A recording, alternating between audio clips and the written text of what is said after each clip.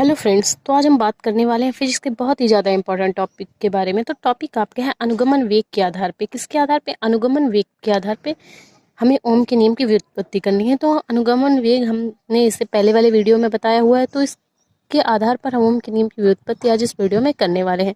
तो हमें क्या करना है, हम सबसे पहले इसका फिगर देखते हैं। जब हम अगर इसका फिगर समझ लेंगे तो ये डेरिवेशन बहुत ईजी हो जाएगा। तो चलिए सबसे पहले इसका फिगर देख लेते हैं। तो अनुगमन आपका वेग क्या होता है? अनुगमन वेग होता है जब मुक्त इलेक्ट्रॉनों की टक्करों के बीच जो सूक्ष्म वेग उत्पन्न होता है, उसे हम क्या कहते हैं? आपका अनुगमन वेग। तो चलिए सबसे पहले इसका फिगर देख लेते हैं। तो ये आपका फिगर है इसका। तो ये फिगर है, इसमें क्या है कि एक तार दिया हुआ है जिसको हमने किससे? कुंजी से और आपकी बैटरी से जोड़ा हुआ है। तो जब हम क्या करेंगे, जब यहाँ पे इसमें बैटरी में हम विभवांतर V आरोपित करेंगे, तो ये जो करंट है वो इससे फ्लो होता हुआ कहाँ पे आएगा? आपकी कुंजी में, मतलब स्विच में आएगा। और स्विच से होता हुआ इसमें क्या होगी? धारा प्रवाहित होने लगी। और धारा कहाँ जाएगी? आपके चालक PQ, मतलब जो आपका चालक तार है इसमें PQ में प्रवेश करेगा। तो चलिए इसकी रचना देखते हैं, जिससे आपको ये फिगर और इजी हो जाएगा। तो माना एक L लंबाई का तार है। इसकी लंबाई कितनी है? तार की लंबाई आपकी L सेंटीमीटर है। L लंबाई का एक तार है जो कि कहाँ रखा है? वैद्युत क्षेत्र आपका E में रखा है। एक समान वैद्युत क्षेत्र आपके E में रखा हुआ है। तो इस तार पर जो क्षेत्रफल आपका A है, ये जो तार का क्षेत्रफल है वो कितना है? A है। और जब चालक पर हम विभवांतर आरोपित करते हैं, विभवांतर V लगाते हैं, तो क्या होता है? इस चालक में क्या होती है? धारा आपकी जो धारा आई है वो प्रवाहित होने लगती है। तो चलिए डेरिवेशन को हम स्टार्ट करते हैं कि यदि चालक पर, ये जो आपका पूरा चालक है, यदि चालक पर मुक्त इलेक्ट्रॉनों की संख्या n है। आप जानते हैं कि जब हम इसमें मतलब चालक होते हैं, तार में क्या होते हैं? इलेक्ट्रॉन्स होते हैं। तो इलेक्ट्रॉन्स जब इसमें कोई धारा नहीं होगी तो क्या होंगे? एक जगह इकट्ठे होंगे। बट क्या होगा, जब हम इसमें वैद्युत धारा विभवांतर आरोपित करेंगे तो इसमें धारा प्रवाहित होने लगी। और जो एक जगह इकट्ठे, मान लीजिए ये आपके इलेक्ट्रॉन्स हैं, जब धारा प्रवाहित होगी यहाँ पे पहुंचेगी तो क्या होगी? करंट एकदम से इनको क्या करके ठेल देगा, मतलब धक्का देगा। तो क्या होगा? ये इलेक्ट्रॉन पूरे में प्रवाहित होने लगेंगे। तो इलेक्ट्रॉन की संख्या तो हमें पता नहीं है, तो हम क्या करते हैं, मान लेते हैं कि इलेक्ट्रॉन की संख्या आपकी n है तथा सिरों के बीच जो विभवांतर है V तथा जो इसमें कार्य करने वाला वैद्युत क्षेत्र आपका E है। तो विभव प्रवणता आपकी क्या हो जाएगी? तो आप जानते हैं विभव प्रवणता का आपने फॉर्मूला पिछले वीडियो में देखा था। विभव प्रवणता इज इक्वल टू आपकी होती is equal to minus dV/dr, ये विभव प्रवणता होती। बट यहाँ पर क्या है कि विभव प्रवणता आपकी मतलब कि आपका विभवांतर क्या दिया हुआ है? V दिया हुआ है। विभवांतर कितना है? V है। और जो आपकी लंबाई है वो क्या है? L है। तो यहाँ से L मतलब कि विभव प्रवणता E इज इक्वल टू क्या हो जाएगा? V/L। तो प्रत्येक मुक्त इलेक्ट्रॉन पर मतलब जो आपके मुक्त इलेक्ट्रॉन है, प्रत्येक मुक्त इलेक्ट्रॉन पर कार्य करने वाला जो आपका बल है वो क्या हो जाएगा? जब इलेक्ट्रॉन्स, मान लीजिए कि आपके इलेक्ट्रॉन्स पर जो आवेश है, ये बड़ा E आपके इलेक्ट्रॉन पर आवेश है, वो कितना E है। तो प्रत्येक मुक्त इलेक्ट्रॉन पे जो आपका वो लगेगा बल, वो क्या हो जाएगा? F is equal to E E। एक ये इलेक्ट्रॉन पर आवेश है और दूसरा क्या है? आपका E, विभव प्रवणता। तो चलिए इसको सॉल्व कर लेते हैं। तो आप जानते हैं कि मुक्त electron F is equal to E कहाँ से आया? तो आपने पढ़ा होगा पिछले वीडियो में कि जो आपका वैद्युत क्षेत्र होता है, वैद्युत क्षेत्र की तीव्रता E इज इक्वल टू क्या होती है? F/Q। F/Q होती है। तो यहाँ से बल कितना हो जाएगा आपका? F is equal to QE। और यहाँ पे इलेक्ट्रॉन का आवेश जो है Q, वो क्या है? E है। तो Q की जगह पे हम क्या पुट कर सकते हैं? E पुट कर सकते हैं। तो यहाँ पे क्या हो जाएगा? E। तो आगे देखते हैं डेरिवेशन। यदि मुक्त इलेक्ट्रॉन का द्रव्यमान m, तो आपका उत्पन्न त्वरण क्या हो जाएगा? त्वरण हो जाएगा आपका, त्वरण का फॉर्मूला क्या होता है? A is equal to F/m। ये आपके त्वरण का फॉर्मूला होता है। तो F आपको क्या दिया हुआ है? F आपको दिया हुआ है E। तो इसकी जगह पे हम क्या पुट कर सकते हैं? E/m। तो अब यहाँ से क्या होगा? तो आपका आ चुका है A is equal to F/m, जिसकी जगह पे F की जगह पे हमने क्या पुट किया? आपकी जो इलेक्ट्रॉन पे आवेश था, मतलब लगने वाला बल F का मान था, वो हमने पुट कर दिया E/m। तो आप जानते हैं वैद्युत क्षेत्र मतलब कि आपकी जो विभव प्रवणता E है, इसका मान हमने पहले ही निकाल के रखा हुआ है। तो E इज इक्वल टू क्या? V/L। तो हम E की जगह क्या पुट कर सकते हैं? V/L। तो put this value put this value of ई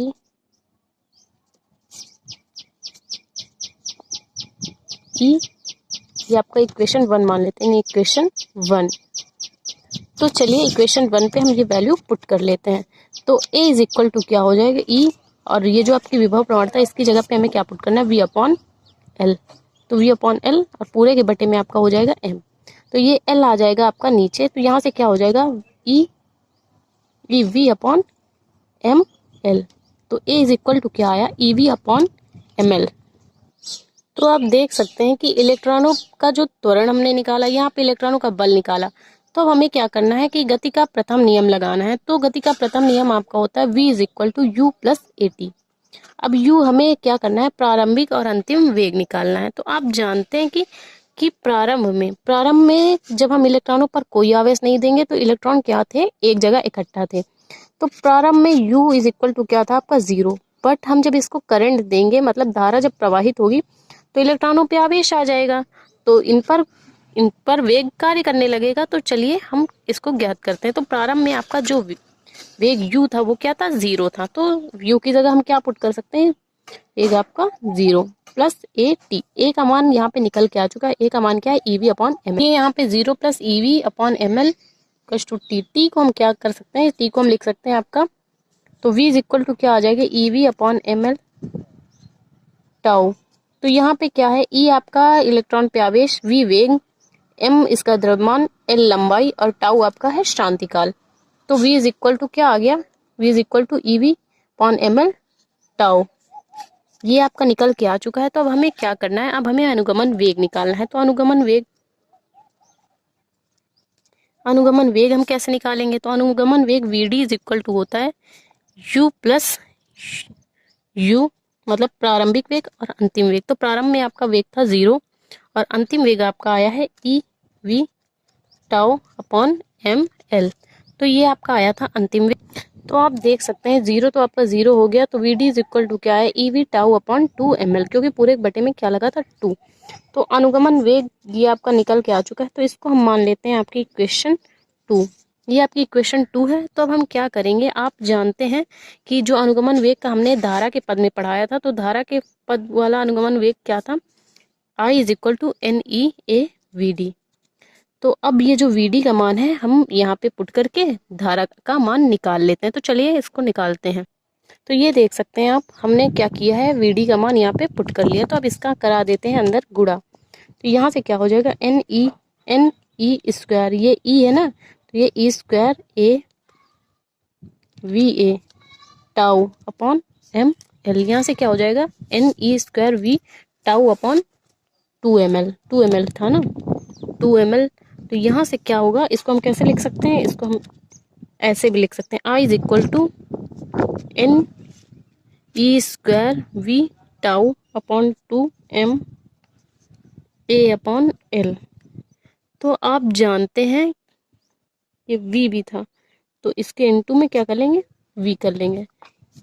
अब हमें क्या करना, I, ये जो v है इसको हम I के अपॉन में ले आएंगे, क्योंकि हमें ओम के नियम के फॉर्म में प्रतिरोध के पद में लाना है। तो इसलिए हम इसको v को कहाँ ले आएंगे, I के अपॉन में। तो यहाँ से क्या हो जाएगा, N E square we tau upon 2m, इसकी लंबाई को a अपॉन एल। तो a अपॉन एल कर लिया। अब हमें क्या करना है, तो यहाँ पे v अपॉन आई, ओम के नियम से क्या होता है, प्रतिरोध होता है R is equal to we upon I. Ohm, ये आपका ओम का नियम होता है।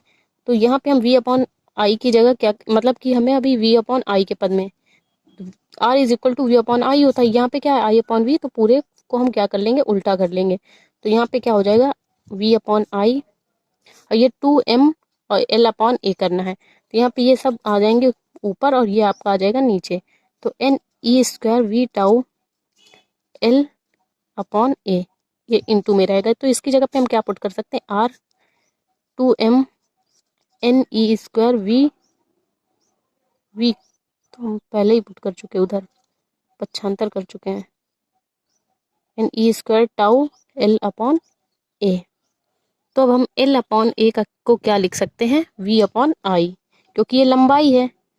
तो यहाँ से 2m एन ई स्क्वायर टाउ, या हम इसको पूरे को क्या लिख सकते हैं, V अपॉन आई। तो R इज इक्वल टू क्या हो जाएगा, V अपॉन आई। मतलब यहाँ से प्रतिरोध